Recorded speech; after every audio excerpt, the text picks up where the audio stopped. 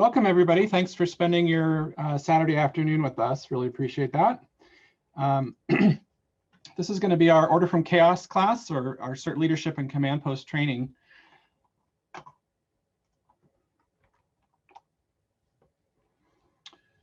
My name is Mark Dolan. I'm the WPV-CERT Committee Chair, and I'll be presenting the first half of this presentation. And then Cam McCowan, who's our WPV-CERT Training Curriculum Development Manager, is going to present the second half, Medical Operations.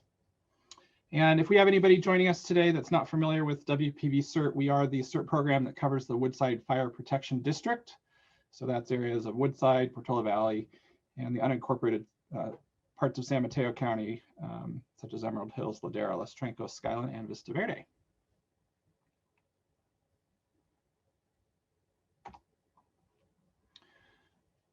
So our agenda for this afternoon, we're going to talk about our WPV-CERT branches and mobilization, setting up staging and check-ins. We'll go into a pretty deep review of the incident command system and the positions that you'll likely see in a command post. We'll talk about documentation, managing spontaneous volunteers, and medical group operations and setup.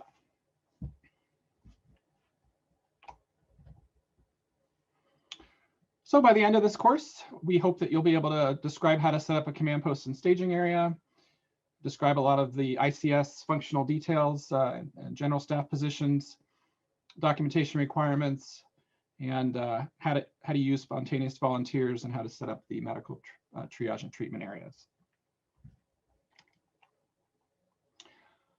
Just a quick note, we will stop a couple times for questions. So if you can go ahead and post any questions you have, feel free to do that in the Q&A. You can also raise your hand when we get to the question and answer periods, and we'll answer as many questions as we can.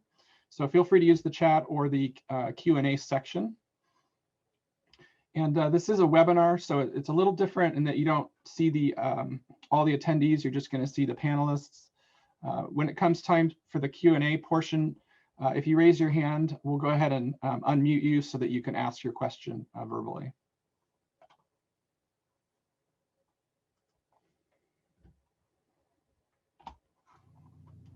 Now, I hope that everybody's already done this, but if you haven't, please make sure that you take the independent study courses, IS 100, which is Introduction to Incident Command System, and IS 700, Introduction to National Incident Management System.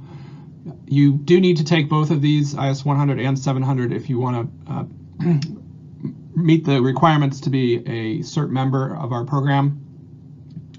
And additionally, to receive full credit for this course, you will need to participate in an in-person tabletop exercise, and we'll schedule this as soon as we can in the future, given the current situation with the pandemic.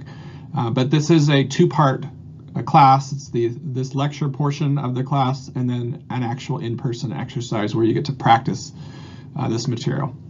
So we will certainly let everybody know when that's on the schedule.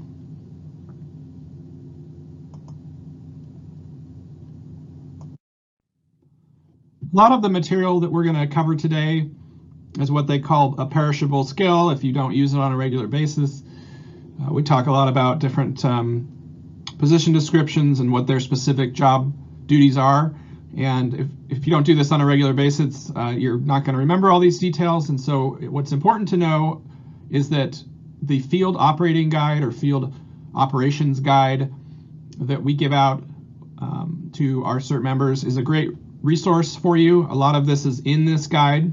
So again, even if you don't remember the specifics of everything we cover here today, at least you should remember that you can refer to your FOG for a refresher. Now this material applies specifically to our program, WPV-CERT. We have 3 branches. Those branches are Woodside, Portola Valley, and the Skyline area.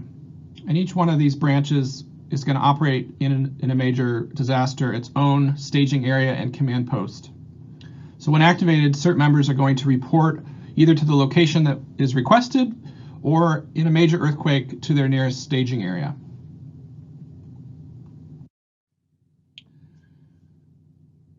One of the key components to ICS is that there's predefined incident facilities and locations.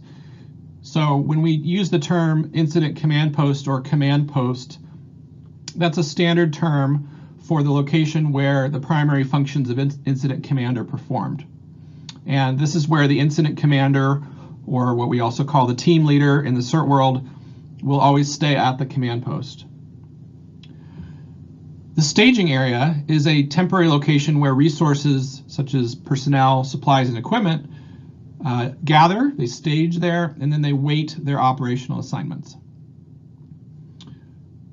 Why staging is so important is that as resources come in and become available, they need to be allocated to the location where they're most useful.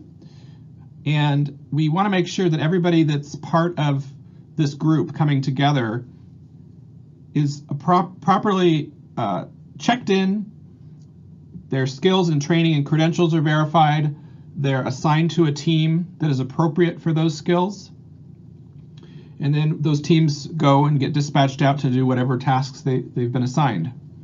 The staging area is a key component to this because as these resources come together, let's say in the first 30 minutes after a major earthquake, you might have one person, 5 people, 10 people, and then suddenly 15, 20 people start to show up. You need to stage those resources, get them checked in, and get the command post staff starting to work on establishing teams and building the organization as a whole.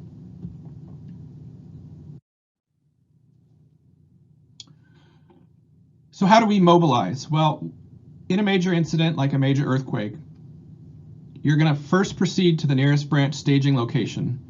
You're going to bring your CERT backpack, and on the way you're going to make damage assessments that would be helpful for the command post or incident commander team leader's decision-making process. And there is a form for this, but just a blank piece of paper is probably going to work just fine. But the idea here is as you make your way down to the staging location, if you observe something, if you observe a road is blocked, or there's people that have medical emergencies, whatever it is, you're going to write down as you head to the staging location, you're going to write down this information so that when you show up there, you can hand that damage assessment to the incident commander, and that will help him or her to start prioritizing what needs to happen. So as you know, the first CERT member to show up at the staging location is the initial incident commander or team leader. And then that role may change to somebody that either has a pre-designated role as the incident commander or somebody that has additional skills or training, or in our program, that could be somebody that's on the incident management team. So within WPV-CERT, incident management team members are the most trained and are the people that will be handling most of the command post staffing. So just remember, if you're the first person there, you are the incident commander until that role changes. And one of the first things that you need to do is to start establishing check-in for arriving CERT members. So first and foremost, get out a piece of paper and a pen and make sure everybody coming to the staging location starts to sign in, because we need to maintain accountability of all of our CERT members. It's very important that everybody checks in and that they check out. And then another key decision you're going to make as the initial incident commander is where to locate your command post.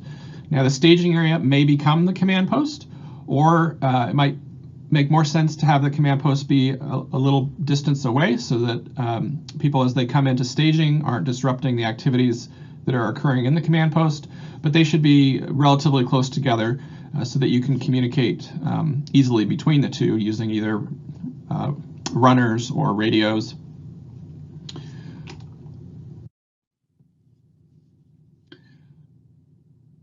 So as our command post starts to build its team, we have to really think about some of the core principles of on-scene management. And if you're the incident commander or you're part of the command post team, well, you're part of this management group, and you need to always remember the kind of key principles here about what we're trying to do.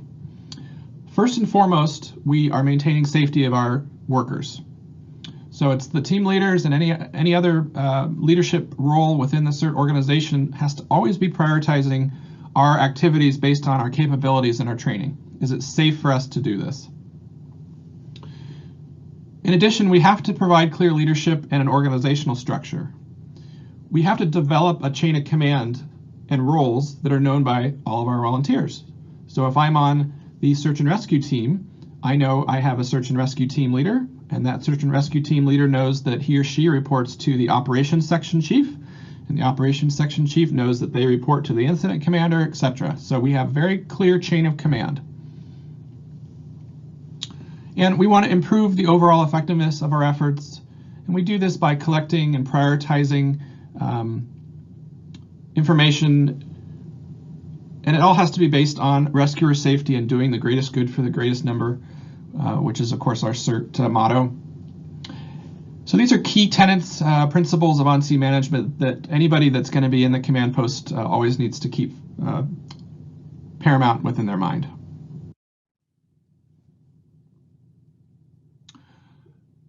So objectives of on-scene management. Well, in a disaster situation, we need to focus on some key objectives. Scope of the incident. What is the problem? Determine a strategy. What can we do and how will we do that? We deploy teams and resources. So who's going to do what? And we need to document our actions and our results.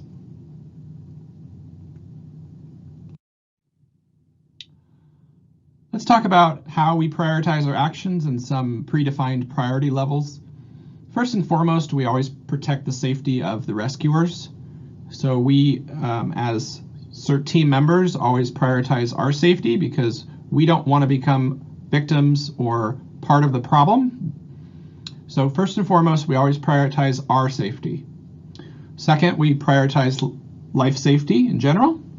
And then third, property and environment. There are some standard priority levels that you'll see on some of the forms that we use, flash being the most important priority, then high, medium, and low. And it is possible that you'll have an incident that might be a low or medium priority, such as a road blockage, but that could become a flash priority incident, such as if it was blocking the ability for people to evacuate. So priorities can change. In general, use this as a tool to help you keep track of overall priority levels and just be aware that they can change. And you are always sizing up these situations, and therefore those priority levels can and will probably change over time. Now there is a 9-step process for sizing up incidents. I'm not going to go into those specific 9 steps. They are in the participant manual. We talk a lot about it in the basic training, but in general, we always need to size up an incident. And in short, what that means is, can we handle this incident safely within our training and our available resources? If the answer to that is yes, then we need to prioritize. Is this incident higher or lower priority than other incidents that we're working with at the time? We need to develop an action plan. We need to dispatch our teams and resources. We need to document and continually evaluate our progress. So within the scope of what a command post is working on currently, a list of priorities, there's going to be a competing list of incidents. Some of course are higher priorities than others, but every incident that comes into the command post, we need to do this size up and scope it if it's in or out of scope of what we can handle. Because if something comes into the command post like a house fire, well, that's going to be out of scope for what we can do as a CERT team. We certainly aren't going to go put out a house fire, but we can notify 911, the town emergency operations centers, or area EOC. We can document it, and we can consider safe mitigating efforts such as notifying neighbors, blocking off areas, etc. So every incident that comes into the command post, part of the activity happening there is a continual decision-making process of sizing up the incident and if it's in or out of scope. So if the answer is yes, we can take action. If the answer is no, we need to get that message to the people that can take action, so essentially 911 or or dispatch. And then we can take a look at the secondary or potential mitigating efforts that we as a CERT team can do as part of that incident. We're going to do a quick review of the Incident Command System basic principles. We're going to be covering a lot of the specifics of the different position descriptions within the Incident Command System and how those apply to CERT. But in general, it's important to realize that there are some key principles here, and briefly we use common terminology, so we don't use jargon or 10 codes. We speak plain language so everybody knows what we're talking about. We have integrated communications, which means that we have a common communications plan, so everybody knows what radios or what radio channels, how do we communicate amongst the different parties. We have unity of command, which means that everybody reports to only one supervisor. So you don't take direction from more than one person. You only have one supervisor. So you know who you report to. And we need to maintain a manageable span of control. And that means that supervisors need to be able to adequately manage their subordinates. And this is typically in the 3 to 7 subordinate range. If you get higher than that, then you can't effectively supervise and maintain accountability of those subordinates. And accountability is a key part of all of this. We need to maintain check-in and check-out procedures. We need to track our resources, where they are, what they're doing, and we need to maintain adequate documentation so we have accountability of our actions. And then finally, modular organization, and that just means that the organization grows or contracts as needed. And the Incident Command System organizational model helps us do that. Okay, here's a basic organizational chart using the Incident Command System. At the top, we have our government agency liaison, so that would be our fire district or Salina as our agency liaison. Could be a different liaison if our CERT team is working for somebody else. If we were mobilized to go help some other jurisdiction, then that could be a different agency. But ultimately, all CERT teams do report to some government agency liaison. Below that, we have our team leader. This is also often called the incident commander, and I'll talk more about the difference between why it's called a team leader versus an incident commander. But in essence, whatever the term is, within the CERT organization, this is the person who is ultimately responsible for the team. And they're responsible for all the positions until they delegate those positions. So if you're a CERT team of 3 people, then there's still always going to be a team leader. But in a large organization, that team leader may be responsible for, 15, 20, 50 people, and they're going to build up that organization so that it can be effectively managed. So in this diagram, we have our team leader, and then underneath we have different general staff positions, such as our operations section chief, planning chief, logistics section chief, etc. And we'll go into each one of these in detail. So the team leader or incident commander, you'll notice that the terminology used to be in the CERT program, it would mention TL/IC. In the recent curriculum update that occurred last year, they changed it to be just essentially team leader. I think there was some confusion because when a CERT team is part of a larger incident command system organization, then there would be an incident commander managing that larger system or organization. And in this case, the CERT team leader is a more appropriate term than the CERT incident commander because the incident commander is managing the larger organization as a whole. But we can still use the term incident commander because there are times that we will be operating independently. So in a major earthquake, there's a good chance that our 3 CERT branches will each be operating independently, and therefore they're setting up their own incident command system in that branch, and therefore the use of the term incident commander is appropriate in that case. Now, if we were asked to, let's say, for example, go help with sandbagging, and 10 people showed up, and we were at the request of the town or the fire district or whoever, well, then most likely in that case, the CERT team leader is a more appropriate term because there is already an incident commander who's managing that incident. So the team leader or incident commander or IC is responsible for the safety of this incident. They're establishing objectives and they're delegating authority to others, so they're building up their organization as needed. They're collaborating with other parties, so they're gathering information, and they're maintaining a liaison with other responders such as fire, law enforcement, other CERT programs, etc. And they are taking direction from agency officials or whoever it is that they're currently working for or under.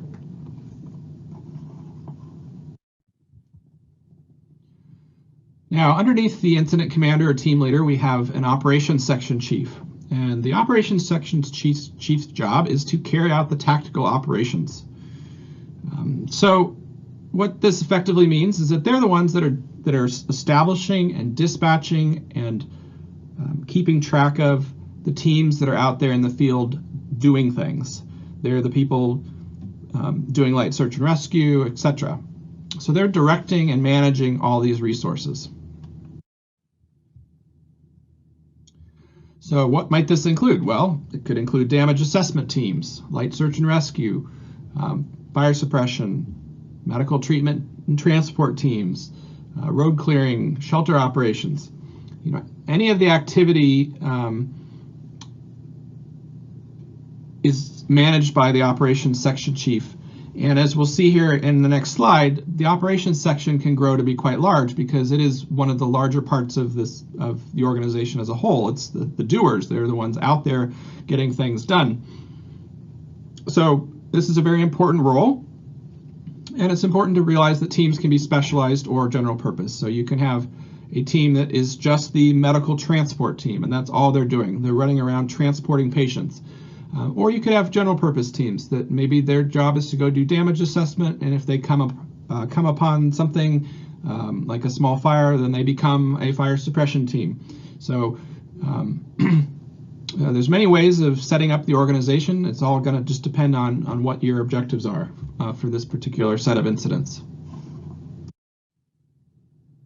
Here's an example of an expanding operations section. So this would be an example of if we have a large number of CERT team members and we have lots of tasks that we need to get done, well, then the operations section is going to start to grow and expand. And in this case, this operations section chief has established 3 different group leaders, one for fire suppression, one for search and rescue, and one for medical. And then those leaders can then further build out their teams. Now, remembering the whole concept of span of control, and we want to keep the number of subordinates that we manage in the 3 to 7 range. You can see here that the operations section chief is directly managing 3 people. So that's an acceptable number of people within the span of control objectives. And then further, the group leaders are each managing 3 teams. So again, that's a good number. So just remember, as you build that organization, you want to ideally not be having to supervise more than 7 people. And in a realistic situation where we have a large number of CERT members, like after a major earthquake, if we have 15, 20, 30 people show up, then it's very important that we start to organize in a way that's very clear, and we can utilize all of our resources and still maintain span of control and accountability. Okay, so planning section chief. Well, this person's job is to develop an action plan to help accomplish objectives. And to be honest, that action plan can be as simple as we need to make an action plan, or we need to set up the staging area, or we need to start building the team. Whatever that action plan is, we just need to be thinking about what is the objective and what's the plan to meet those objectives. They're also thinking about overall situation status. They're kind of the thinkers. They're the planning section chief. They're the thinkers. They're planning. So what's happening? What's damaged? Who's injured? What's the list of incidents? What is the status of our resources? Do we have available resources? Is everybody committed? And the other thing they're thinking about is long term. So they're thinking about, well, is the weather bad? Is it going to start raining in the next couple hours? do we have threats coming our way that we need to plan on? So they're the larger scale, longer term planning and thinking component. Okay, and last we're going to talk about logistics section chief. This person's job is to support the incident needs with things like communications, transportation, shelter, food, and water for the response teams itself, so the CERT team members, all the tools and equipment, medical facilities, supplies, and also personnel in general. So if we need additional personnel, then logistics job would be to requisition or seek out those additional personnel resources.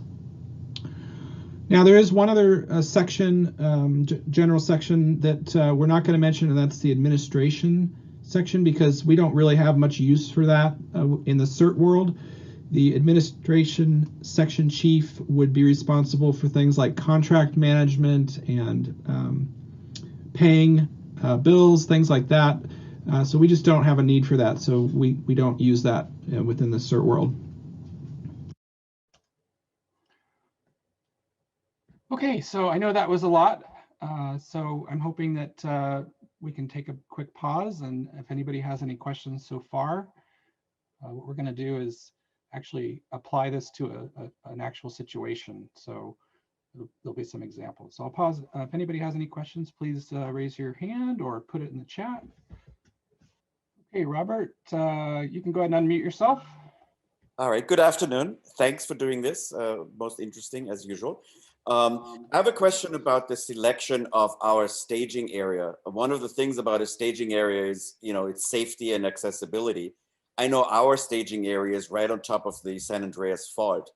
I know we have new buildings there, but isn't that still going to be likely a maximally impacted area compared to other areas, for example, in Portola Valley? Ford Field or something like that? Yeah, it's a great question. Obviously, the buildings are very new there, and it's a great place to co-locate because of the fact that it's close to the town EOC, and that there are facilities there that are readily available.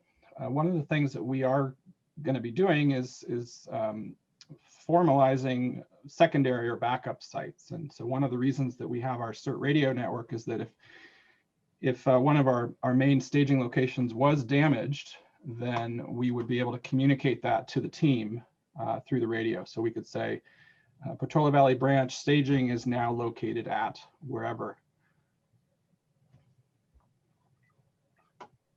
Yeah, very good. And does staging also take into account proximity, for example, and access to Stanford Hospital, for example? Because in Portola Valley, we only have like 3 exits. Right. Yeah, absolutely. So that's something that Cam is going to cover in medical operations, because the most important thing is that the medical operations is located close to transportation.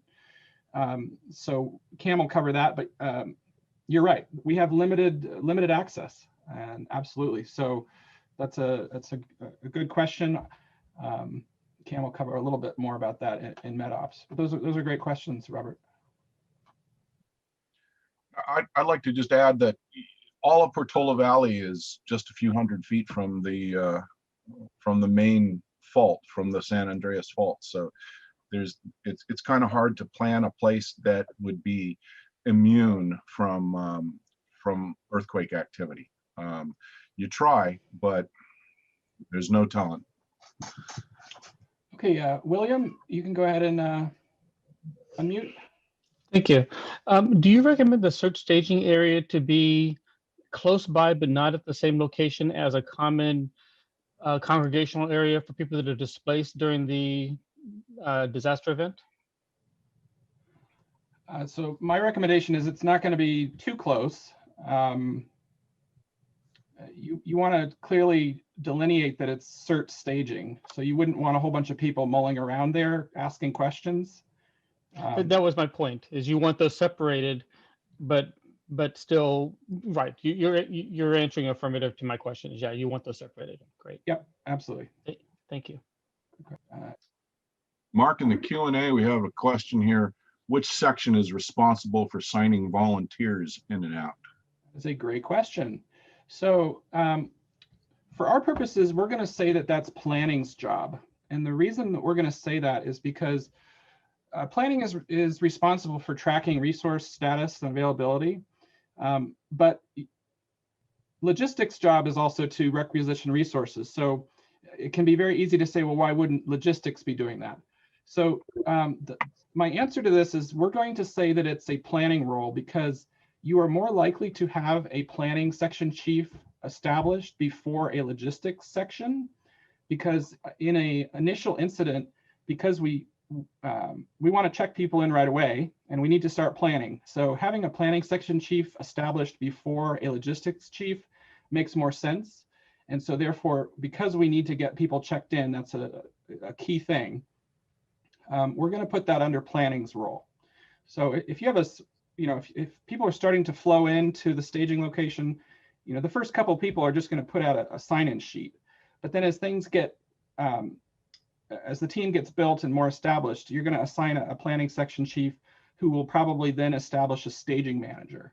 And the staging manager's job would be to be physically located in the staging location, making sure people are checking in.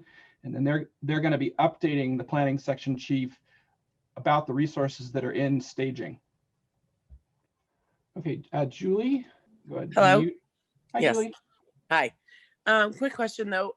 So I understand that you say that there's a designated area for the CERT volunteers versus anybody who is an evacuee or anybody who's uninjured or whatever, just runs up there, right? Since I'm up Skyline. So my question is that, is there any way to have some kind of signage or anything that says, hey, similar to when we did, in your corporation, you go, hey, go to A, if you're just need to evacuate, please go this location. That way it directs them that way, away from like the market, and make them go to like Mountain Terrace or something like that. So if I'm getting your question correctly, we want to make sure that CERT staging is separate because we don't want to commingle with people that are just trying to congregate. I was just wondering, do we have signage or awareness and pamphlets or anything to inform anybody else who happens to be up here? If there's an emergency, please go to this location, instead of them all rushing because they see us over there at the CERT. We say, if there ever happens to be some kind of a concern or whatever, please go over, let's say Mountain Terrace. Don't go over to Market area, Sure. Well, it's important to realize that SMC alert messages will be sent out through the sheriff or fire department if they're able to do so. I see what you're saying about in a kind of a large scale incident, people could be misdirected if people are thinking that CERT staging is where they should go. But I don't have a greater answer for that. There's no like predefined signage that people put up to say, head in this location for non-CERT members. So, CERT members know where to go for staging, and that would be a good thing we could discuss about how do we better inform the community of places that they can go in an emergency. As of right now, that would predominantly be the job of the towns and the sheriff's department and the fire department to send those messages either via SMC alert or other channels. Okay. It's not a bad idea for the general public to show up in the CERT area. They'll get checked. They'll have a medical checkup real quick, and then they'll be sent someplace where it's more suitable. So Patrick is asking a question about expectations of the interaction between CERT teams and the fire department response. So in a large-scale earthquake scenario, our CERT team is operating independently and is passing incident status information either through the town emergency operations centers or through directly to county dispatch. So we are not directly interacting with the fire department. Now that can change. So if there was a request for us to assist on a particular incident, then that message could be passed through, and then our command post would assign resources to assist the fire department directly. So I think that's a difference between our program and a lot of other CERT programs. A lot of other CERT programs work essentially directly under and part of the fire department and at the direction of the fire department. because of the way that our towns are set up and the way that we expect a large-scale incident to occur, our fire department only has 14 or 15 people on duty in a given time, and so they're going to be overwhelmed. And so our CERT program is set up to essentially operate independently and do as much good as we can for the community. And then as the incident evolves, then it's likely that we could be deployed to assist the fire department in a more direct way. It all depends on how things occur in the incident. Mark, in the Q&A, Carol Monet has posted a good one. Is the CERT size up and the CERT team size up the same? It's a different look than the 9 points we usually see. We kind of glossed over this in today's presentation, but it's the same general principle. You look around, you don't stop the size up process. You're trying to figure out what the conditions are to have an idea of what the situation is, an awareness of the situation. In fact, we call it situational awareness. And based on what the current conditions are and keeping your attention focused not only on the task ahead of you, but on things that might be changing in the environment, then modifying your plans, but making plans and then executing those plans. And so it's a continuous process that goes on, and it's pretty much the same for the team as it is for the individuals, except that you're trying to coordinate now an organization, whether it's just your team or whether it's 20 teams working under you and you're the operations chief. It's pretty much the same process. Yeah, and Carol, if I'm getting your question correctly, I think what I would add to that is that if you're on a search and rescue team and you come across a building that you're going to do a search, well, you're going to do that size up, that 9-point size up, and you're going to continue to do that. If you're in the command post and you're an operations section chief or an incident commander or an ops section chief, the term size up in that sense is you are continually looking at all the incidents because of course the command post is dealing with multiple incidents. So you as a team might be out doing search and rescue for one incident, but we might have 5 or 6 or 10 others. And so the size up in the command post has to do with the priorities of all of the incidents.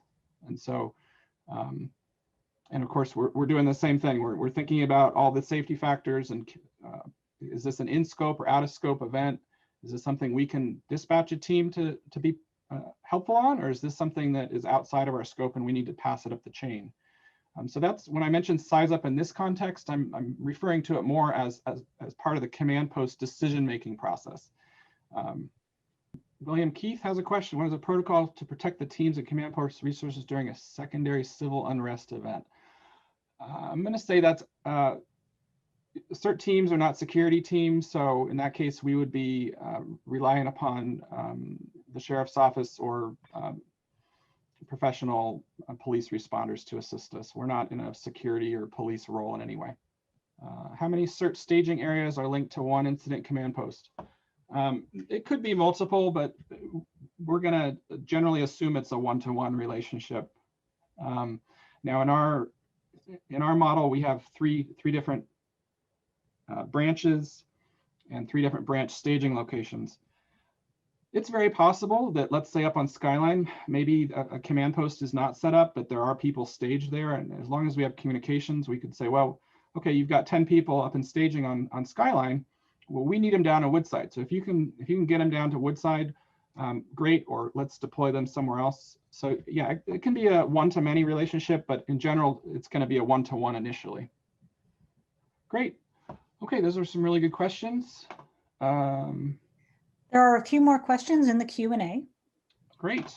Let's take a look at those. Val, I see your question and I'll answer that offline. That's a great one. Yeah, Zonehaven, exactly. Donnie, the fog,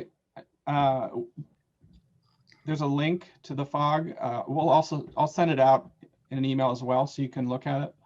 Debbie Hudson mentioned Zonehaven will direct people on SMC alert as to where to go. So yeah, so Zonehaven SMC alert is critical to be signed up for. This is how our county pushes out messaging.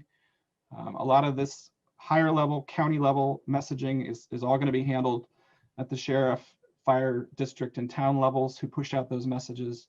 Those aren't going to be coming from CERT team members. Donnie asks, how do we get access to the FOG, the Field Operating Guide? There's an online version of that available. There's a link that we'll send out. You can download it. There's also the physical copy that we've handed out at our CERT classes. And you can also, if you want a copy, you don't have one, let us know. We have copies that we can give you. Lynn asks how many people are part of our organization. We've trained over 250 CERT volunteers so far. We have several dozen that are actively involved in developing the program. Okay, so let's go ahead and keep going here. I think we're doing pretty good on time. So next up, we're going to talk a little bit how this would work in a large-scale earthquake, so that you can see it in more of a real-time or realistic scenario. All right, so we've talked a lot about different positions within the incident command system and what their roles are. But big picture, what good is this to me? So if you're in charge, you need to be able to delegate functions to other people or you will be overwhelmed. Let's say you have 10 people that show up in your staging location. You need to be able to organize them in the most effective way. And let's say you had 50 people show up in your staging location. That's obviously a large number of people that need to be organized, and this is the whole purpose behind ICS, is to give us a structure that allows us to do that and everybody understands their roles and responsibilities. And it's very important to be looking at the overall situation and not focusing on specific circumstances. As the incident commander, your job is big picture. All right, let's bring this all together and actually take a look at a real scenario, how this could actually play out. So let's say that we have a major earthquake. It's Saturday at noontime, and we have lots of neighbors that are home. Most of them are now starting to come out of their homes and they're on the streets. You can see smoke and fire visible. And you check on your family, everybody's okay, and your immediate neighbors are okay. You grab your CERT backpack and equipment, and you make your way to the CERT staging area. And you happen to find it yourself to be the first to arrive. So you are the incident commander. Additional CERT members are starting to arrive and they're reporting major damage, injuries, trapped persons, leaking gas, fire, and more. So what are your initial objectives?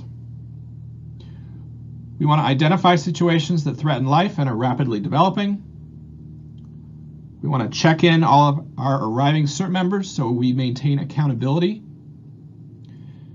We want to start forming teams to work on these high priority situations. We're going to set up a medical triage and treatment area. And we're going to start establishing radio communications with the county and with the towns as their emergency operations centers come online. And we're going to be reporting flash and high priority incidents either to 911 if we can reach them that way, or through the town EOCs and county area EOCs via radio. We're going to be continuing to collect and prioritize situation status. We're going to be doing damage assessment to see what the condition is of our neighborhoods. We're going to perform our fire suppression, first aid, light search and rescue, and utility shutoffs as resources allow. And we're going to be collecting information about our regional situation status from news media sources so we can get a bigger picture of what's happening. So that's a lot of stuff to do, right? So it's very clear that we're going to need to start delegating some of these functions. So if we have people available, and let's say we've got 15 people that have shown up at staging, well, let's go ahead and get these section chiefs set up. So we're going to establish an operations, planning, and logistics sections. So the operations sections chief will be dispatching teams to deal with the high priority incidents, situations. That includes the fire suppression, first aid, search and rescue, and other teams. Remember, these can be specific teams or general purpose teams, just a matter of how you want to structure it. And you're probably going to be setting up a medical triage and treatment area. Now, the planning section chief's duties are going to be to make sure that we're checking in all of those CERTs and that we're collecting damage reports from them and any injury reports that they may be able to provide as they come in. We're going to be looking at people's availabilities and skill sets, what personnel resources we have, and they're going to be directing people to the first aid medical treatment areas as needed if they're injured. They're going to be continuing to collect and prioritize situation status, and they're going to be working with the incident commander to do this. They're going to be looking at that regional situation status by paying attention to any resources they can, news, radio, TV, etc. And they're going to be thinking about that long-term, what's going to need to happen in 12 or 24 hours, the long-term planning component. Do we have changes in weather occurring, etc. And they can also debrief teams as they come back so that the planning section chief can have as much information available as to what's happening with the teams, so they can debrief the teams as they come back. And then this information is all being gathered together for continued planning and second phase actions, which we'll talk more about. Logistics section, they're setting up the radio communications so that we can communicate with the county, with the town emergency operations centers, and with other CERT team members and other CERT branches. They're gathering all the tools and materials that the operational teams need. And they're setting up runners or gophers as required to support everybody's operations. And if we need other resources, then they're locating and gathering those external resources. Like if we need a pickup truck to transport people, things like that.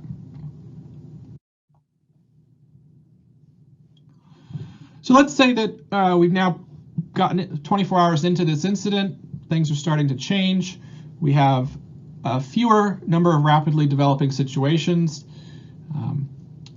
A percentage of our neighbors' homes are damaged and they're not able to use them or unwilling to enter the homes, and so a lot of people are camping out. Utilities are cut off, probably have some blocked roadways.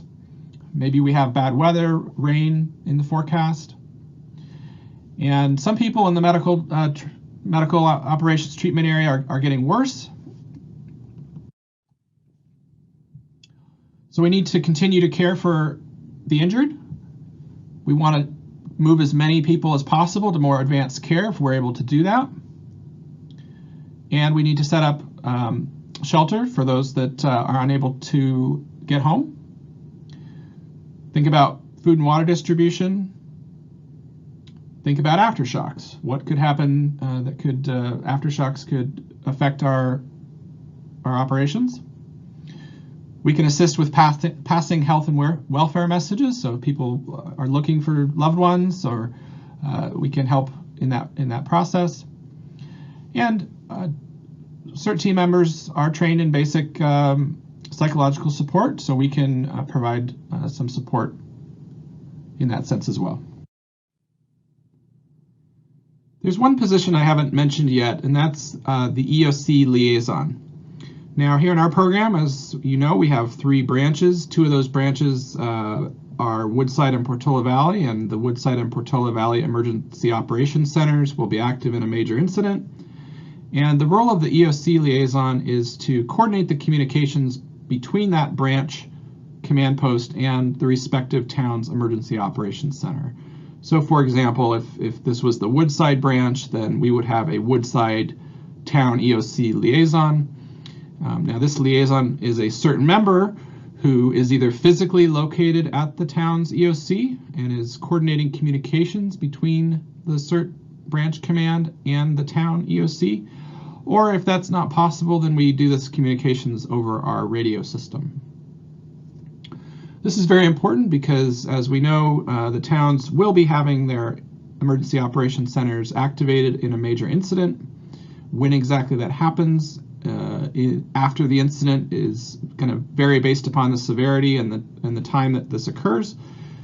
For example, in our scenario here, we're talking about a Saturday noon major earthquake. Well, obviously the towns don't operate and have staff in the office on Saturday afternoons, so there's going to be a time delay between when the EOCs become active. we've set up our communications and organizational structure so that immediately after a major incident, our command post can communicate directly to the county area EOC, which will allow us to pass critical messages. But once the town EOCs are operational, we do want to have a liaison with the EOCs so that we can pass on important information such as the incidents that we're working on, provide damage assessment. We can request resources. So if we need resources, we can put those requests into the town EOCs and see if they can provide us those resources. So this is a role that the branch incident commander can establish and should be established in a major incident as soon as the town EOCs are operational. We should talk about demobilization, or basically just the time in which we're going to be shutting operations down. We obviously can't just walk away and leave everything as is. We have to orderly make sure everything is put away and documented. So the first thing we're going to do is make sure that we've been in contact with our other WPV-CERT branches. So if I'm the Woodside branch, I want to make sure that I've checked in with Portola Valley branch and with the Skyline branch, make sure that they don't have any things that we could be helping them with. And if they don't, then we can go ahead and start shutting down. We absolutely need to make sure that all of our personnel are accounted for and checked out. So again, this goes back to personnel accountability. We check them in and then we check them out. So we make sure that all of our personnel are in good shape and checked out. We're going to take all that documentation that everybody's been preparing and we're going to secure it, make sure it's all kept. We're not throwing any of that stuff away. We're keeping everything that's been written down. We're going to put it all in one place and make sure it's in a safe, secure location so that if we need to reference it, or if the towns or anyone else needs to look at that, we have it available for them. And then, of course, we've got a lot of CERT equipment that's been used. We've got computers and radios and all sorts of things, trailers. We need to make sure all that equipment has been returned, that it's been inventoried, and it's been secured back in its safe places. So just remember, we do need to be methodical about the demobilization procedure, make sure everything gets wrapped up appropriately. All right, let's wrap up this section on ICS. In summary, delegate.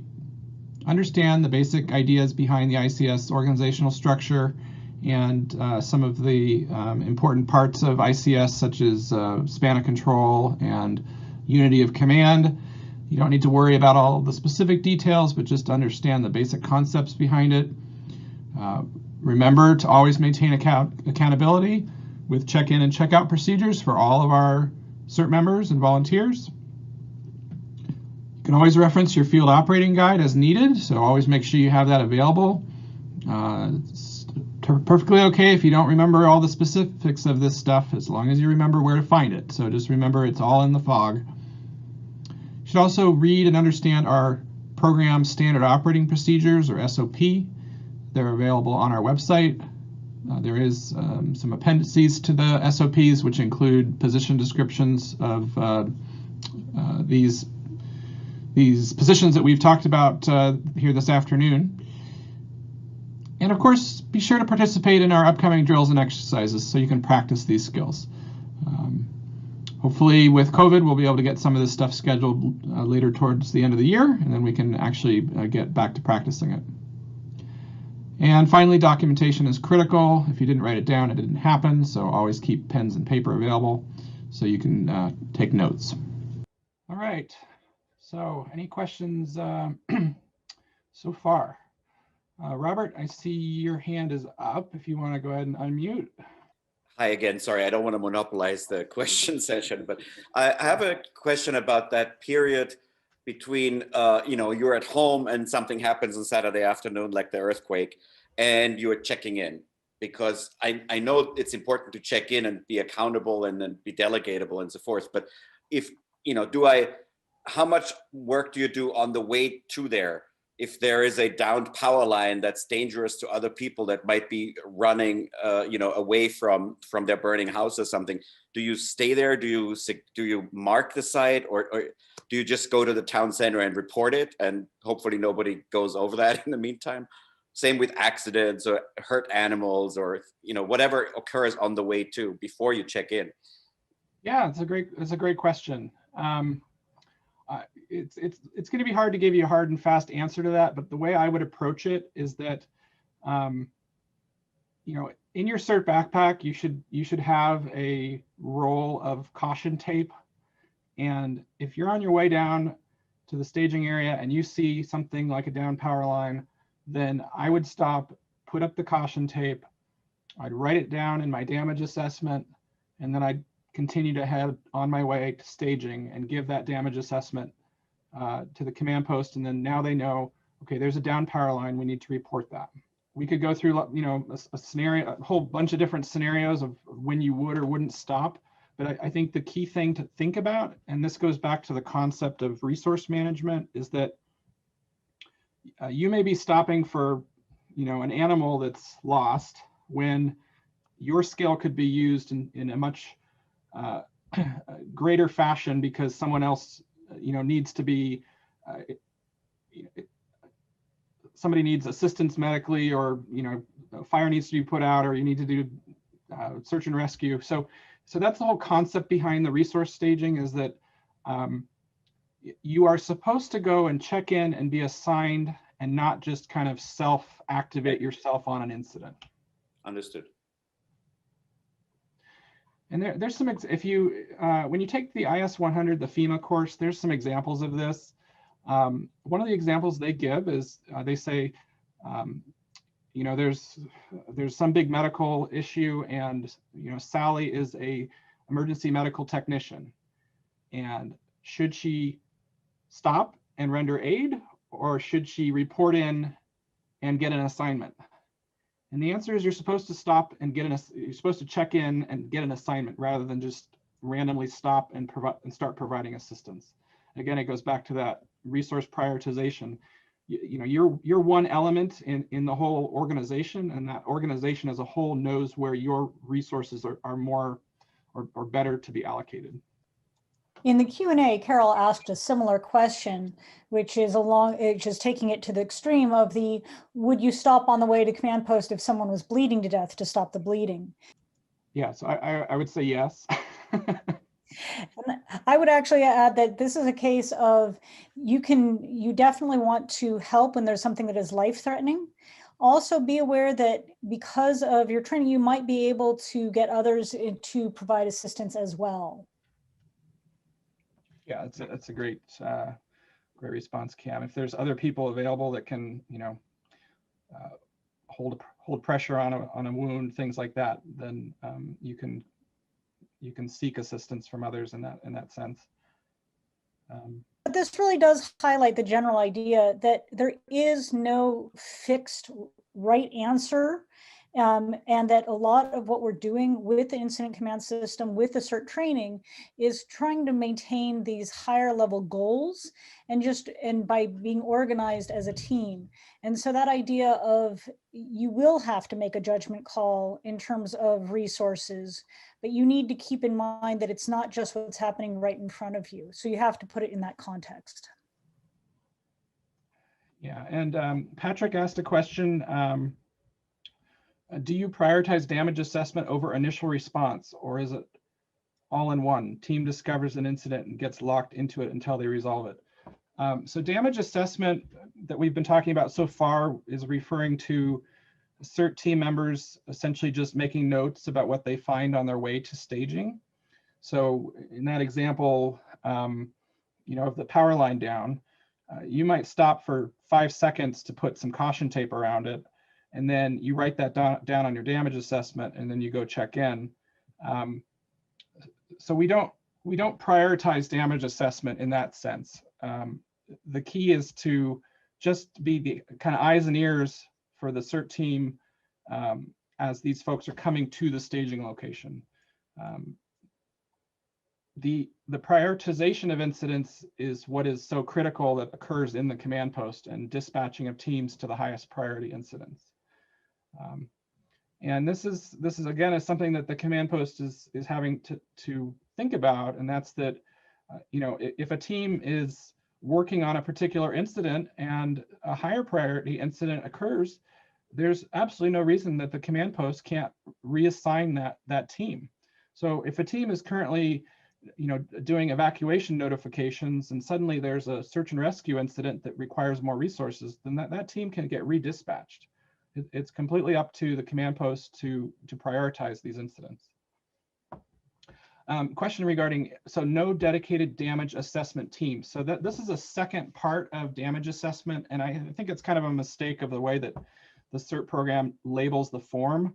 They call it a damage assessment form, and the main purpose of it is for CERT members to fill it out on their way to staging. There's another key part of damage assessment, and that's going out and taking a systematic view of neighborhoods and checking them for their status so that we can update the town EOCs so that they can then requisition resources that may be needed. And that's another very important and critical component of what we can do as CERT teams. And I think that might be your question, Patrick, is damage assessment, where you actually send out teams to go do damage assessment, is one of the roles that the CERT command posts need to focus on. And the more quickly we can get a view of the status of our town or area, the quicker that we can get that to the EOCs, and the more quickly the EOCs can request the resources from the county or the state or federal. So that's the purpose of that level of damage assessment. And that's another topic that we're going to cover. We'll probably do a whole webinar on damage assessment. We use something called a rapid needs assessment, or RNA form.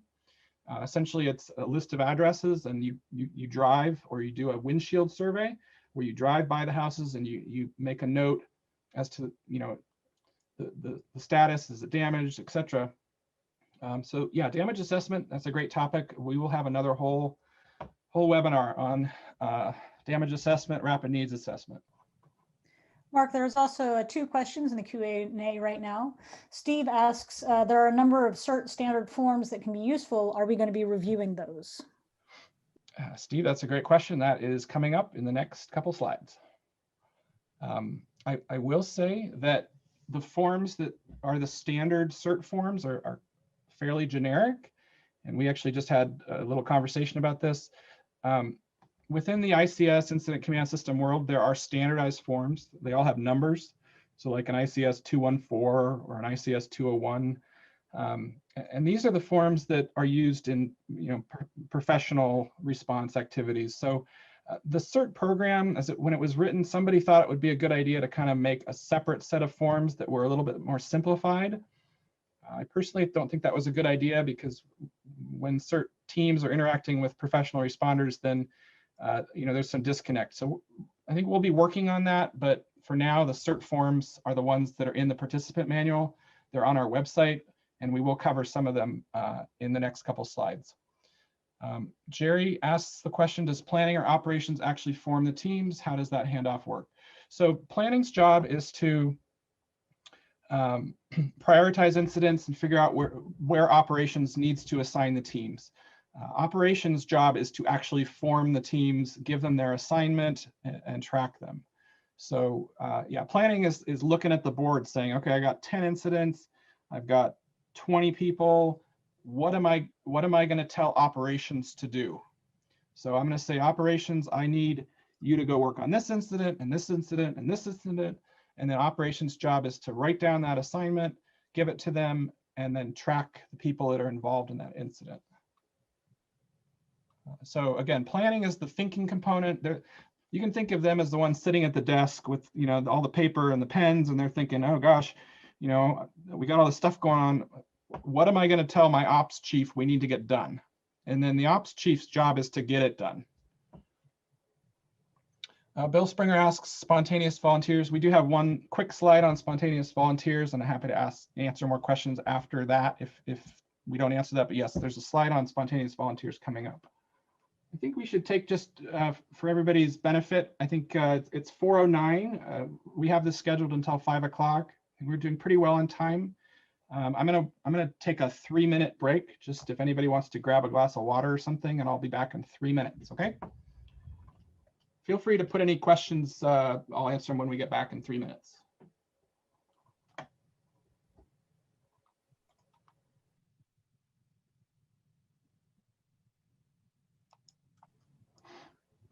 Okay, that was probably a little more than 3 minutes, but I will get started. Let's talk about spontaneous volunteers. So these are people that are going to show up at our command post or staging locations just offering to help. And so we need to anticipate this, plan for it, and be able to manage this resource. One of the key things we need to do with all volunteers is they need to fill out a registration form with a release of liability. And then we need to assign them to useful but safe roles where we can ensure safety, such as staffing a registration table, being a scribe, handing out water and supplies, low risk things like this. Never assign tasks to individuals who are not qualified, or if skills and qualifications are not readily able to be verified. So for example, we could have somebody that wants to check in as a CERT member, but if we have no way of verifying that, let's say that they say, yeah, I took CERT training 10 years ago, but I don't have any evidence of that. And we go and we look up in our database of people that went through our CERT program and we can't find them in there. Then we have to assume that they haven't taken the training because we haven't been able to verify that credential. So in that case, we would need to assign them to non-CERT level roles. So just expect spontaneous volunteers and anticipate for it, make sure that we can manage that resource effectively. Let's change gears and talk about documentation. We've mentioned quite a few times that we need to maintain adequate documentation. That helps us to maintain accountability of our personnel and make sure that everything that we do is documented in a way. So let's say if somebody shows up at the command post and says, I'm looking for my daughter, I know that she's a CERT member and I need to find her, we can go and look at the documentation and say, okay, well, she was assigned to the medical triage team, so you can find her down there at medical triage. So maintaining appropriate documentation is critical. First and foremost, we should always just have basic paper, pens and paper available. We have customized forms for various purposes, but in the absence of those forms, you can always just use a regular sheet of paper. So always good to have a notebook full of paper available for you in your CERT backpack. There's some standard forms that you learned about in your CERT training. These are listed here. I'm not going to go into the details of all of these, but you can find them on our website under Resources Forms, Learn Resources Forms. They're also in the CERT Participant Manual. They show examples of these, but just be aware that these forms do exist. Be a good idea to look at them and just understand the basic purposes of them. Also on our website, we have a document which explains the use of the form and who would be using it. I'd recommend you take a look at that. So let's just go over some basic documentation flows here, how these different forms can be used. So in the command post, we have either our incident commander, team leader, or our operations section chief who's going to be putting together teams and assigning them tasks. He or she's going to use an incident assignment tracking log. This is going to list who's on the team, what their assignment is, so that we can go back and look and see who's doing what at any given time. It's a very important form to use. As CERT volunteers arrive, they're going to be filling out damage assessments on their way into the staging location.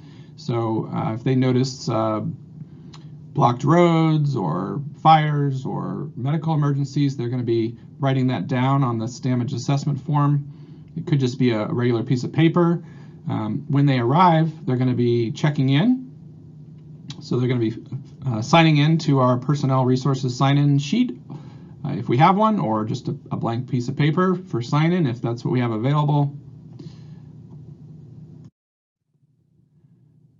And then as our command post team is assigning incidents and forming teams, they're going to be filling out an incident briefing, and that's going to be given to the team that is going to list what their tasks are, so they know exactly what they're supposed to be doing and who's on their team. In the medical treatment areas, we're going to have a victim treatment area record. This is a form used to track the status of patients in the treatment area. And then we have a communications log. This is used to record all incoming and outgoing radio communications. This would typically be kept by a scribe who would be working with the radio operator so that the radio operator can talk on the radio and then someone else can actually log the messages. And then also a equipment inventory. This would be kept by logistics to make sure that equipment is checked in and checked out. So these are just some of the basic forms that we can use. As I mentioned, we can use the forms that we have. We can always use just regular blank pieces of paper. Just try to keep everything written down and documented. Okay, we're going to switch over to Cam, who's going to do medical ops. So I'm going to stop my screen share and Cam's going to start up hers. Okay, so at this point, what we're going to do is focus in on the medical operations, which is one aspect of the general operations.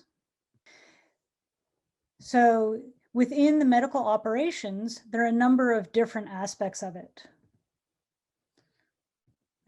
So you've got the triage assessment, you've got treatment, the transportation of folks, the gathering of the deceased at a morgue, and supplies taking place. So as many of you have already been trained, there is a process by doing a quick assessment and sorting a large number of victims so that we have a consistent way of identifying what level of treatment is required at this point in time. One thing to be aware of is that the triage is going to take place, it could take place either at the scene of an incident that then would require transport to the treatment center, or it could be as people are coming to the treatment center directly. And I'm just going to do a quick review of triage levels. There is going to be a separate unit available that is going to be through the California State website, going into just a chance to practice triage. But the big idea is that you want to distinguish between those folks who are minimally injured, those who are injured but do not require immediate treatment, those who need treatment immediately and have a life-threatening situation, and those who are deceased. There are many different ways, and you'll see many different forms of the triage flowchart. This is one that we've got printed out on just a little handheld page, and I think gives you a basic idea that the very first thing you want to do is you call out and say, if you can hear my voice, come, and then you give them a specific location to go to. As a general rule, if someone can walk, they are a minor, not a minor person, but I mean a minor injury level. And so you want to move those to a side. You'll hear the description for start triage of 32 can do. And basically, if someone is breathing more than 30 times a minute, that is a sign of significant shock. For a child, it's more like 45. If their perfusion, when you pinch their fingernail and it blanches and then you release it, if it takes more than 2 seconds to reperfuse, that's a sign that they have very poor perfusion. Or if you ask them a simple command, like, can you squeeze my hand? If any of these situations are true, then they are considered an immediate. If none of those things are true, they may be hurt, but it's not something that is going to necessarily be life-threatening and immediate. This is not a treatment phase. This is a categorization phase.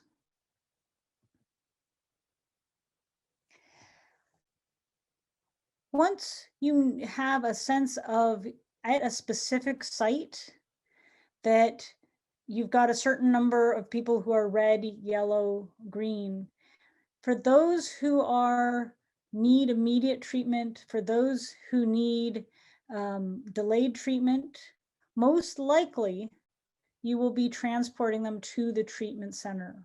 Now, of course, there will be times that there will be some treatment that for immediate life-threatening situations that will take place at that specific location, but many of them it will be a question of moving them to the treatment center.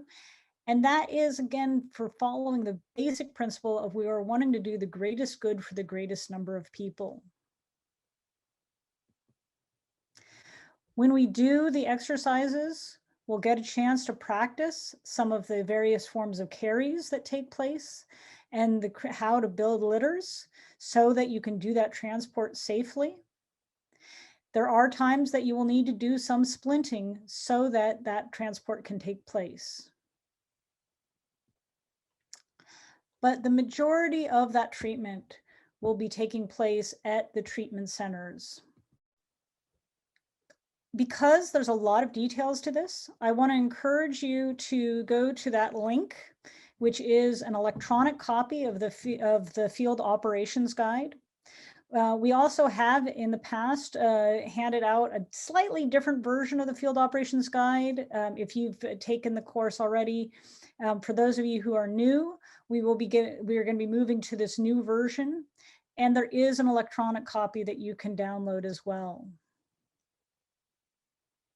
So when you think about what is it at the treatment center site, just like we triage people into different phases, we actually will have different physical locations in proximity to each other, but distinguished from each other, so that we can then do appropriate division of labor.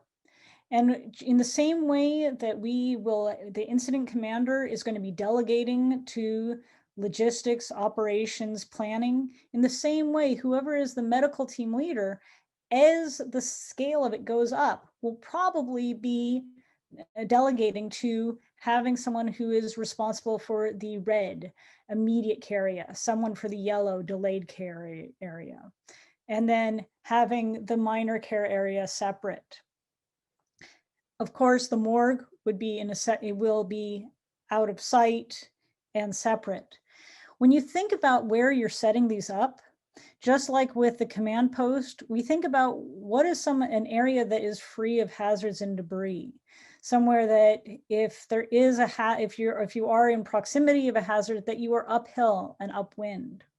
And a really significant one is thinking about the transport and where are people going to be driving in, and both in terms of people arriving, but also in terms of for those immediate care that you want to get. If we do have a number of ambulances available, when they do become available, you want to make it so that it's very easy for them to get access to the site.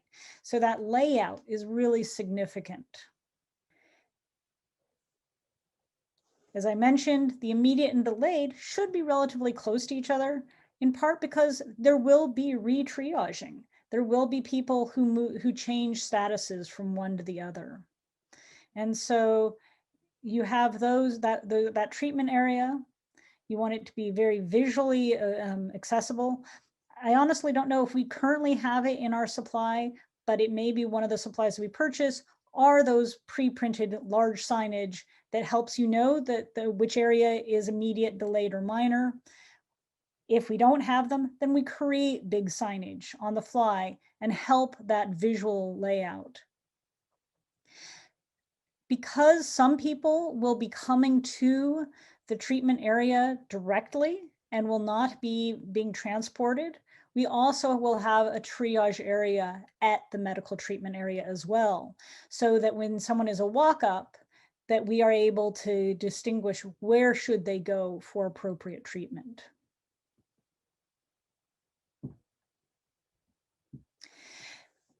Just as a little detail, so this treatment area is where and when we're going to be doing the more advanced we're going to be doing a thorough head to toe on every person there. The triage will give us the big picture of what is life-threatening right now, but it doesn't tell us the whole picture. The medical treatment area is where we want to make sure that we do a solid head to toe so that we discover what is going on. And so that it's kind of like, think of it as a triage on a deeper level. Logistical detail that can be helpful is if you have a mass casualty incident, you've got a large number of victims. If you lay them a few feet apart from each other and basically going back and forth head to toe, you can it actually makes it more efficient, because then you're doing head to toe on one, turn around, and then you do head to toe on the next. So those treatment areas, I said, that's where the head to toe assessment is taking place. It's also where the treatment is taking place, and the very important documentation. The documentation is vital for us to be able to communicate from the medical team leader can communicate effectively to the operations chief. How many red do we have? How many yellow? How many green? That will then drive what kind of resources, and will help the emergency operations center on a town level, on an area level, that they can then distribute their resources appropriately. It helps give that what's called situational awareness.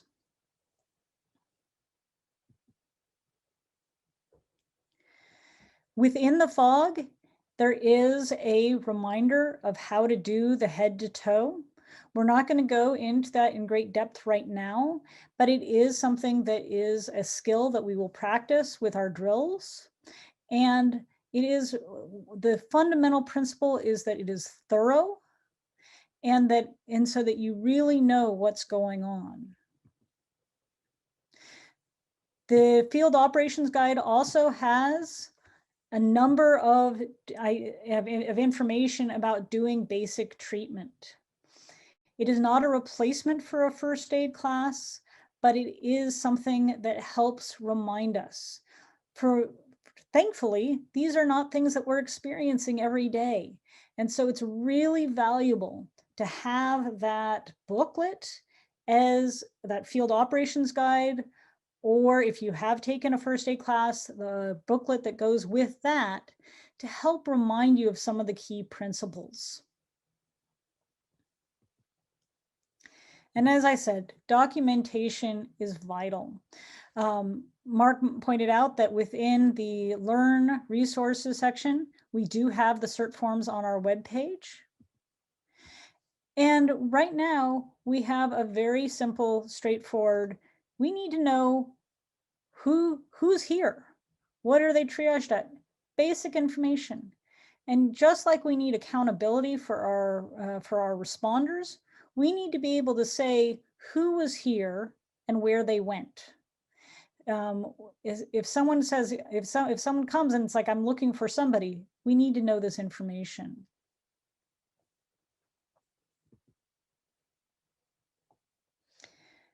Setting up a morgue is an important part of this as well. Having that in a secured location that's out of sight, but secured. And supply, obviously we use medical supplies. We'll be working with logistics, and and it may be that you have assigned runners, and so you've got that, making sure that each area of treatment has the supplies that they need. That's the end of my section, and I'd like to open it up for questions. And Mark, I'm going to actually quit my sharing so that you can pick it back up.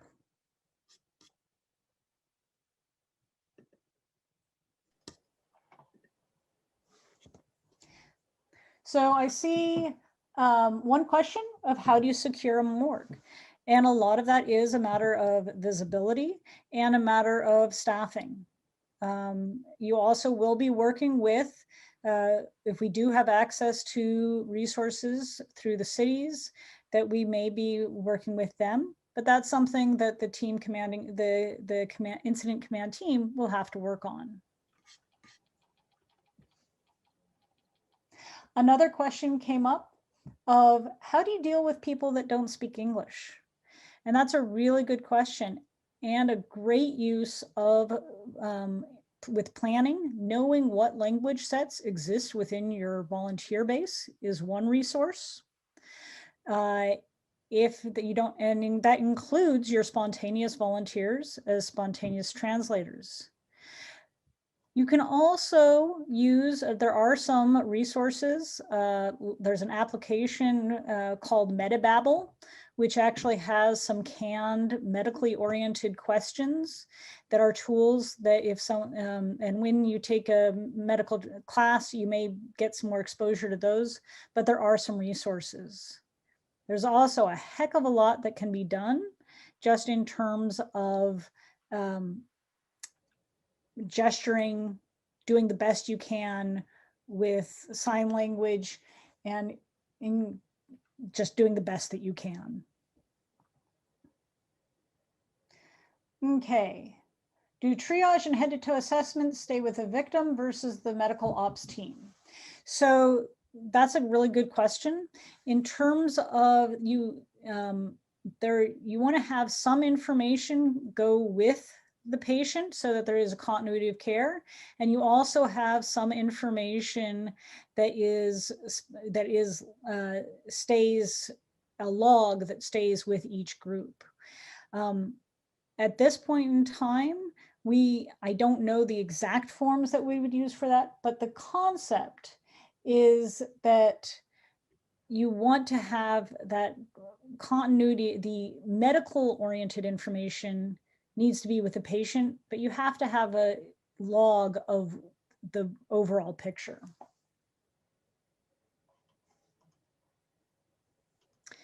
Donnie asks the question of the county coroner said that only they and their agents are allowed to move a body. How does that apply in an emergency? And I actually don't know the answer to that. My assumption, and if Mark or anyone else on the team knows another answer, that we would not be bringing anyone to the treatment center who is deceased, but anyone who dies on scene, we would then put in the morgue. And please correct me if there is an extension to that information. That's how I would answer it, Cam, but I'm no expert either. So, but that's how I would answer it. Are there any other questions with regards to medical operations? Looks like Elena has a question. I'll go ahead and unmute you there. Elena, you can unmute yourself. Hi. Yeah, just a question about how you determine that somebody has passed away. Who is allowed to do that? And I remember kind of as an EMT, that has to be, certain that somebody's passed away before you can put them into a morgue. Who makes that determination? That's a good question, and I don't actually have an official answer to it. Within our team, we do have a number of physicians, and so I would, if we had a physician on site, I would probably turn to them to make official declaration of death.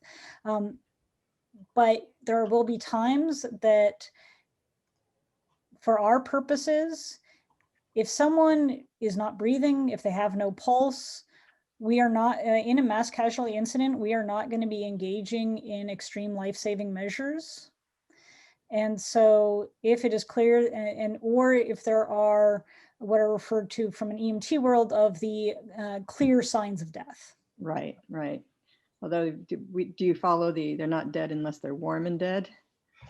In a disaster situation, I don't think so. Don't play that game. Okay. All right, thank you. Yeah, and Carol brought up a good point.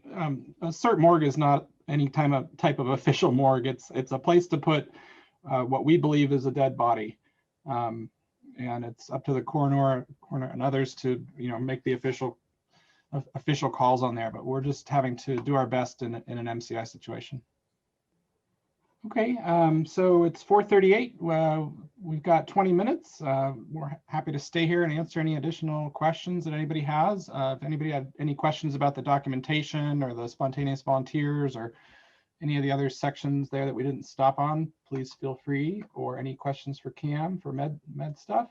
We also have Selena here, I think. So if you have any questions for her, she might still be around. So we'll stick out here for a little bit. Feel free to think about it and post it in the chat or raise your hand. Donnie, go for it, Donnie. Hi, so I have a question, which is that it seems logically that planning would be set up before ops, but all the discussion always puts ops first. But until planning is set up, ops doesn't know what to do. That's actually a really good point. And I think what's kind of silly is that in the document, a lot of the CERT documentation, it always says that ops is the first position to be assigned. And I'm not going to claim to be any expert on this, but having spoken to people that are experts, you're right. Ops is planning is more likely to be important initially. Now, remember that within the ICS world, we only assign positions as needed. So, the incident commander is responsible for all activities until delegated otherwise. So the incident commander in that initial period is going to be handling the dispatching of teams. So they're functioning as operations. You assign operations when that task becomes larger and the incident commander needs to focus on other activities. So yeah, that's absolutely a great question. I think it's important to realize that what we talked about in this example is a very large scale incident where we have a large number of resources. And so after an hour or so, we can start building out a much bigger organizational structure. But in those initial moments, as we start to build the team, I agree. I think probably the first person I'd appoint would be a planning chief, and I make sure that the planning chief set up a staging manager to check people in, and then I would start dispatching out teams based upon the initial needs, and as things got bigger and busier, then I would think about establishing an ops section chief. Elena, your hand's still up. Did you happen to have a? Nope, I'm good. I don't know how to put there we go. Sorry. No worries. I think that Carol asks a really important question for us, which is any advice how to handle dual roles if you are a division leader? And if you have no CERT team members show up and you need to be a division leader, how to handle that? Sorry, I couldn't hear you there, Cam. Could you repeat that one? My apologies. Carol asks the question, any advice on how to handle dual roles when you are a division leader? I'm gonna throw that to Chip because Chip's in charge of our READY program, and so division leaders are part of the READY program. So Chip, if you want to. You bet. Yeah. Well, in general, during an emergency for anybody, it's always you're looking for the greatest good for the greatest number of people. And if you're a division leader or a neighborhood leader and you believe that the best place for you to be is there in that role, then of course that's what you need to do as a volunteer. All participation in any role, whether you're working with CERT or the READY leadership or Red Cross or what have you, it's always voluntary. And so, you need to take a look at what's going on around you, what your skill set is, and where you can do the most good for the greatest number of people. And, we have in groups.io, we have a discussion area where I think that'd be a great place to post that question too, and have some discussion over there for the rest of the people involved in the READY side. And if I could throw in there, it's also one of the reasons why it is useful if all of us consider ourselves recruiting officers for the CERT team and for our divisions, because the more people who are trained and ready, the better position we're going to be in. Yeah, absolutely. Yeah. Yeah, I encourage everybody, even on the ready side, which is mostly about preparedness, learn all the skills you can, learn all the response skills you can, get all the first aid and Red Cross training. You know, they have training on how to work in a shelter. All of these things might be useful. Anything that interests you, most of the courses are free or very inexpensive. Any skill that you have could save a life. So I encourage everybody to have all the skills they have time and interest to take on. So Jerry brings up the question about integrating physicians into medical treatment area. This is a multi-point answer to this. First and foremost, we always have to remember that the scope of CERT medical treatment is somewhat limited. So it's what we teach in the CERT training, it's basic first aid, it's triage and basic treatment. Now that being said, if a physician shows up on scene and they're CERT trained, then they would be a perfect candidate to be in a position of being, you know, the medical team leader or in some other leadership role, because they have a greater overall medical capability. But as soon as somebody steps out of the scope of the CERT program, then they need to take off their CERT jacket and no longer be part of the CERT program. And then they become somebody else. They become an individual who may be a physician, who may be a licensed qualified physician, and the CERT program can take advice from them. But if the physician is making judgment calls and things like that, then they're going to potentially be doing that under their own liability. So it's a tricky answer, Jerry. I know that we've talked about this a lot, but I think it's important to realize that within the medical portion of CERT operations, it has to stay within what we train in CERT. And if somebody with additional skills and qualifications, EMTs, nurses, physicians, are part of that team, that they realize that they're doing so as part of under their own risks and their own liability. And so we wouldn't, so it's a tricky answer, Jerry. I know it's, of course, in a large, you know, mass casualty incident or large scale earthquake, people are going to be doing everything they can to assist. I don't know if Cam wants to add anything to that one, or Selena, but I think that you covered the basic complexity of it, that we definitely want to make use of the resources that we have from an information perspective and from a management perspective. But we need to make sure that anyone who is volunteering at a higher medical level is aware that they are not, that their liability is only up to the level that we can do as CERT members. Let me just add to that's something that, you know, as you gain skills, you need to really be aware of as you move along. If you've got any sort of advanced first aid training, if you've taken first responder training and so forth, and you are working as a CERT, you can't use that. You can't use the extra training. You have to basically take off your CERT identification and say, now I'm treating you as an EMT, or I'm treating you under whatever applies. Of course, we want you to use the best skills you have, but you just kind of have to be aware. And it becomes a natural thing as you gain the skills and you think about things, just to be aware of that, is what hat you're wearing as you apply certain skills. But as you work as a CERT, you need to be sure that you're only applying CERT skills. Carol asks, how often will this webinar be given? Any ideas? Well, it will certainly obviously be online, so people can watch it. And you know, this is a program that's being developed and we have quite a few things we need to work on. As I mentioned, we're not particularly happy with the standard CERT forms. I think it would be much better if they were more aligned with the standard ICS forms. So that's one thing that we definitely need to put together, do a webinar on that.